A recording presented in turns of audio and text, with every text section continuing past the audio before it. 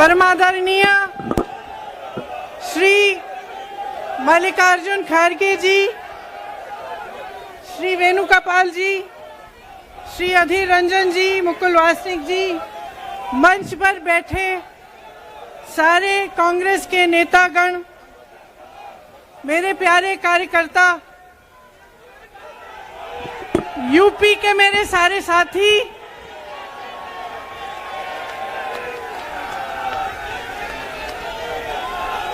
हम आज यहाँ सुनाई दे रहा है?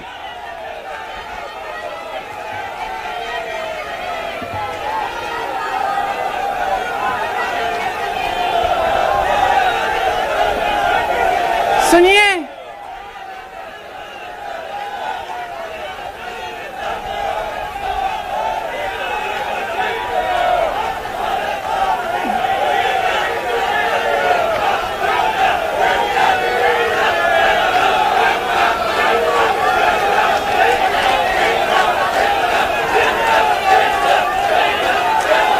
अब बोलूं? इजाजत है?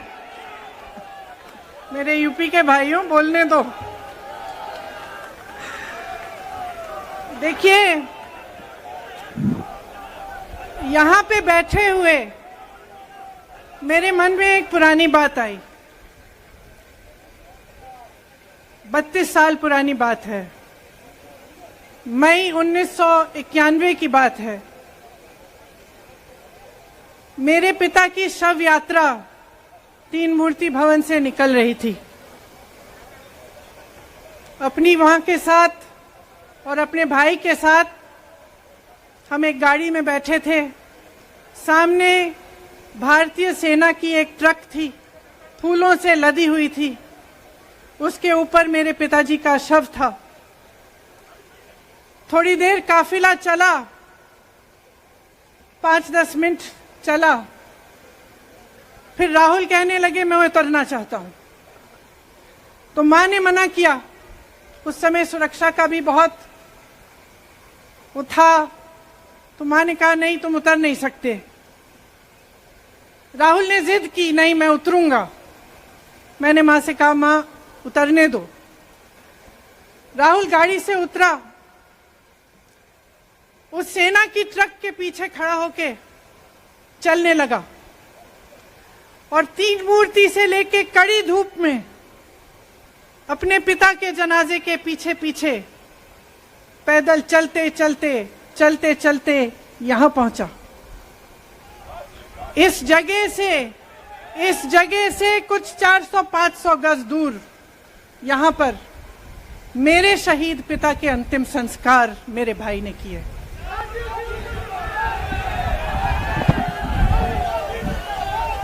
सुनिए, वो चित्र मेरे दिमाग में अभी भी है, मेरे मन में है। मेरे पिता का शव इस तिरंगे झंडे में लपेटा गया था। इस तिरंगे के नीचे मेरे पिता का शव था और उसके पीछे चलते चलते मेरा भाई यहां आया। उस शहीद पिता का अपमान भरी संसद में किया जाता है। उस शहीद के बेटे को आप देशद्रोही कहते हैं, आप मीर जाफर कहते हैं, उसकी आप मां का अपमान करते हैं। आपके मंत्री मेरी मां का अपमान भरी संसद में करते हैं। आपके एक मुख्यमंत्री कहते हैं कि राहुल गांधी को पता भी नहीं है कि उनका पिता कौन है। आपके प्रधानमंत्री भरी संसद में खड़े होकर कहते हैं कि ये परिवार नेहरू नाम को इस्तेमाल क्यों नहीं करता। पूरे परिवार का अपमान करते हैं। कश्मीरी पंडित समाज के रिवाज का अपमान करते हैं, जिसके तहत एक बेटा अपने बाप के मरने पर पगड़ी पहनता है, परिवार की परंपरा को आगे बढ़ाता है। लेकिन आप पर कोई मुकदमा नहीं होता। आपको 2 साल की कोई सजा नहीं मिलती। आपको जेल की सजा नहीं मिलती। आपको संसद से कोई बाहर नहीं निकालता, आपको मना नहीं करता कि 8 सालों के लिए आप चुनाव नहीं लड़ सकते। क्यों? मैं पूछना चाहती हूं क्यों? आज तक हम चुप रहे हैं, हमारे परिवार का अपमान करते गए करते गए करते गए। मेरे भाई ने क्या कहा? संसद में वो मोदी जी के पास गए और उनसे गले लगे। मेरे भाई ने कहा मैं आपसे नफरत नहीं करता हूं, मेरे दिल में आपके लिए कोई नफरत नहीं है, हमारी विचारधारा अलग है, लेकिन हमारी नफरत की विचारधारा नहीं है। तो मैं पूछना चाहती हूं, एक आदमी का कितना अपमान करोगे? कितना अपमान करोगे? क्या यही है इस देश की परंपरा? आप परिवारवादी कहते हैं, तो भगवान राम कौन थे? भगवान राम को वनवास में भेजा गया, उन्होंने अपने परिवार, अपनी धरती के प्रति अपना धर्म निभाया। क्या भगवान राम परिवारवादी थे? क्या पांडव परिवारवादी थे कि वो अपने परिवार की संस्कारों के लिए लड़े?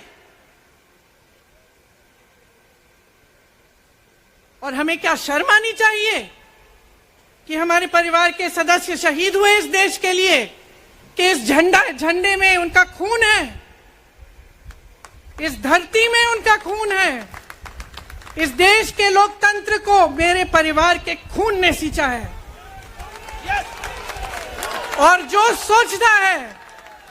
सोचता है कि हमें अपमानित करके हमें डराएंगे, हमें धमकाएंगे, जो सोचता है कि तमाम एजेंसियों को लगाकर हम पे छापे मारकर हमसे कुछ भी कर ले, हमको हमें डराएंगे, वो गलत सोचते हैं। हम डरने वाले नहीं हैं, हम और मजबूती से लड़ेंगे। हम इस देश के लोकतंत्र के लिए कुछ भी करने के लिए तैयार हैं। इस देश के लोकतंत्र को, इसकी नींव कांग्रेस पार्टी के महान महापुरुषों ने डाली है। कांग्रेस पार्टी लड़ी इस देश की आजादी के लिए और आज भी इस देश की आजादी के लिए ही लड़ रही है। कभी कभी मैं सोचती हूं, मुझे समझ में नहीं आता कि पब्लिक क्या सोच रही है। क्या देख नहीं रही है क्या हो रहा है? क्या आपको दिख नहीं रहा है कि आपकी सारी संपत्ति लूटी जा रही है, एक आदमी को दी जा रही है, गिने चुने उद्योगपतियों को सब कुछ दिया जा रहा है? किसकी संपत्ति है? ये राहुल गांधी की संपत्ति है, ये आपकी संपत्ति है। ये पीएसयू किसके हैं? किसके लिए बनाए गए? आपके लिए बनाए गए, जो ऐसे एक के बाद एक इनको बेचे जा रहे हैं, दिए जा रहे हैं। इसी से तो आपका रोजगार आता है। छोटे उद्योगों से, छोटे व्यापारियों से आपका रोजगार आता है, किसी बड़े अडानी से नहीं आता। रोजगार नहीं देते, छीनते हैं आपका रोजगार। तो आप समझ क्यों नहीं पा रहे हैं? आप गैस के सिलेंडर के लिए 1000 रुपए दे रहे हैं और यहां आपकी सारी संपत्ति किसी को सौंपी जा रही है। राहुल गांधी जी ने क्या कहा? अरे कौन सा इतना बड़ा जुल्म कर लिया कि आपसे 2 सवाल पूछ लिए, जवाब नहीं दे पाए ना, घबरा गए। और जो अहंकारी होते हैं, तानाशाह होते हैं, क्या करते हैं? जब सवालों का जवाब नहीं दे पाते तो पूरी सत्ता को लेकर जनता को दबाने की कोशिश करते हैं। जो सवाल उठाता है उसको दबाने की कोशिश करते हैं। आपने कभी सोचा है, आंखें खोलिए, आपने कभी सोचा है कि ये पूरी सरकार, ये सारे मंत्री, ये सारे सांसद एक आदमी को बचाने की क्यों इतनी कोशिश कर रहे हैं? इस अडानी में है क्या कि इसको आप सारी संपत्ति दे रहे हो देश की? 20 हजारों करोड़ शेल कंपनियों में इनकी हैं और आप इन पे इंक्वायरी नहीं कर सकते? ये अडानी है कौन कि आप सब उनका नाम उठते ही बौखला जाते हैं और उनको बचाने में लग जाते हैं? देखिए, आप इस देश के देशवासी हैं, ये देश आपका है, ये लड़ाई आपकी है। आज तमाम नौजवान बेरोजगार क्यों हैं? हम इश्तिहार तो देख रहे हैं, होर्डिंग देख रहे हैं, मदर ऑफ डेमोक्रेसी लिखा है, कहते हैं कि हमारी अर्थव्यवस्था बहुत तेजी से आगे बढ़ रही है, तो इतने नौजवान बेरोजगार क्यों हैं? तो जहां जहां हम जाते हैं बेरोजगार नौजवान क्यों दिखते हैं? इतनी महंगाई क्यों है? इतनी महंगाई क्यों है? क्या आप इतने बड़े काम कर सकते हो लेकिन एक गैस सिलेंडर का दाम कम नहीं कर सकते? आप छोटे व्यापारियों की मदद नहीं कर सकते? आप रोजगार नहीं बनवा सकते? तो फिर आपकी सरकार किस काम की है? लोगों को दबाने के लिए है या अडानी जी को आगे बढ़ाने के लिए है? तो आज ये समय आ गया है कि हमें गंभीरता से सोचना पड़ेगा। ये सरकार पूरी कोशिश करती है कि आपका ध्यान भटकाया जाए। अब आप सोचिए, कन्याकुमारी से कश्मीर तक एक आदमी चला, उसके साथ लाखों लोग चले। क्या पैगाम लेके चला? किस लिए चला? उसके दिल में क्या भावना थी कि लाखों लोग देश भर से उससे जुड़ के चले? समता, एकता की भावना थी। आज आपके सारी मीडिया, आपके सारे मंत्री, आपके सारे सांसद, आपके सारे कार्यकर्ता कह रहे हैं कि राहुल जी ने विदेश जाकर देश का अपमान किया, राहुल जी ने एक वर्ग का अपमान किया। क्या एक आदमी जो कन्याकुमारी से लेकर 5000 किलोमीटर कश्मीर तक चल के ये रोज रोज कहता है कि इस देश को एक होना चाहिए, सबको समान दृष्टि से देखना चाहिए, क्या ये आदमी देश का अपमान कर सकता है? क्या ये आदमी एक वर्ग का अपमान कर सकता है? तो ये आदमी क्या कर रहा है? ये आपकी आवाज उठा रहा है। ये क्या कह रहा है? कह रहा है कि गरीबों को अपना हक दो, नौजवानों को अपना हक दो, महिलाओं को अपना हक दो। यही तो कह रहा है। और हक क्या है? हक ये है कि जो आपका है वो आपके हाथों में जाना चाहिए, किसी बड़े उद्योगपति के हाथ में नहीं, जो प्रधानमंत्री जी के मित्र हैं। ये है आपका हक। उसी हक की लड़ाई लड़ रहा है। तो आप समझिए, ये एक इंसान की बात नहीं है, ये एक राहुल गांधी की बात नहीं है, ये पूरे देश की बात है। जब हम कहते हैं लोकतंत्र को बचाना है, तो हम किस बात की को बचाने की कह रहे हैं? क्या कह रहे हैं हम? लोकतंत्र क्या होता है? खुल के जवाब मांगो, सवाल उठाओ। यही तो लोकतंत्र है कि आपको कोई आपत्ति है, कोई समस्या है, आप किसी के पास जाकर अपना हक मांग सकते हैं। आप कह सकते हैं, भाई हमारे लिए ये क्यों नहीं किया, इतनी महंगाई क्यों है, हमारे लिए रोजगार क्यों नहीं बनाए? लेकिन आज यही हक आपसे छीना जा रहा है और आपका ध्यान इधर उधर भटकाया जाता है और इतनी चीजों को फैलाया जाता है जो सच नहीं है, झूठों को फैलाया जाता है। आप सोचिए, राहुल गांधी दुनिया के सबसे बड़े जो शिक्षा के संस्थान है वहां से पढ़ के आए हैं। हार्वर्ड और कैम्ब्रिज की उनकी डिग्री है। कैम्ब्रिज से उन्होंने इकोनॉमिक्स में मास्टर्स डिग्री, एमफिल डिग्री उनको मिली। आप उसको पप्पू बनाते हैं। पूरे देश भर में आपकी सहायता के साथ, मेरे मीडिया के दोस्तों, डिग्री आपने देखी नहीं, सच्चाई आपने देखा नहीं, उनको पप्पू बना दिया। फिर पता चला कि ये पप्पू तो यात्रा में निकल आया और पता चला कि ये तो पप्पू है ही नहीं। इसके साथ तो लाखों लोग चल रहे हैं। ये ईमानदार भी है,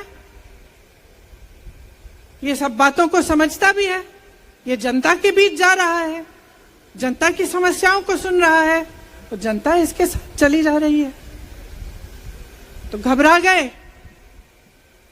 घबरा गए कि राहुल गांधी ने संसद में वो सवाल उठाए जिनका उनके पास जवाब नहीं है।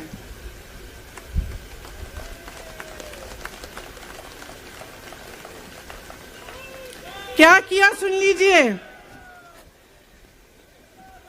एक तरफ से हंसी भी आती है कि एक आदमी को रोकने के लिए इतना सारा करना पड़ा। जिस आदमी ने राहुल जी के खिलाफ सूरत में कंप्लेंट लगाई, आपको मालूम है कि पिछले साल उसने खुद कचहरी में जाके बोला इस पे आप स्टे लगा दीजिए। 1 साल के लिए अपने ही केस पे स्टे लगवाया। फिर वापस कब गए केस खुलवाने के लिए? राहुल गांधी के संसद में अडानी पे के भाषण देने के 1 हफ्ते बाद। 1 हफ्ते बाद वो आदमी वापस जाता है, कहता है केस खोल दी, सुन लीजिए अब हम तैयार हैं। 1 महीने के अंदर अंदर जज कह देते हैं कि राहुल गांधी को 2 साल की सजा मिलेगी।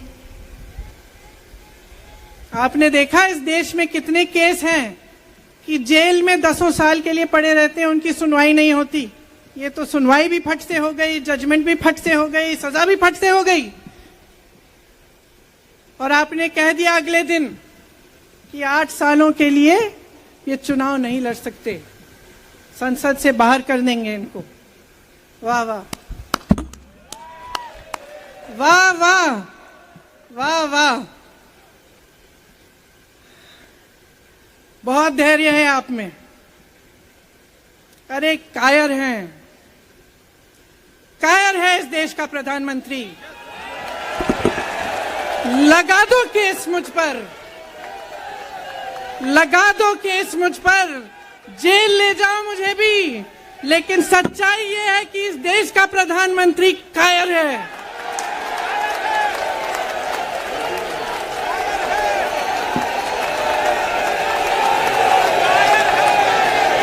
अपनी सत्ता के पीछे छुपा हुआ है, अहंकारी है। और इस देश की बहुत पुरानी परंपरा है, इस देश की बहुत पुरानी परंपरा है, हिंदू धर्म की पुरानी परंपरा है कि अहंकारी राजा को जनता जवाब देती है। और इस देश की बहुत पुरानी परंपरा है कि अहंकारी राजा को ये देश पहचानता है। मेरे परिवार ने मुझे एक चीज सिखाई है कि ये देश दिल से बोलता है और दिल से सुनता है। ये देश सच्चाई को पहचानता है। और मैं जानती हूं कि आज वो दिन है जब से सारा कुछ बदलने लगेगा।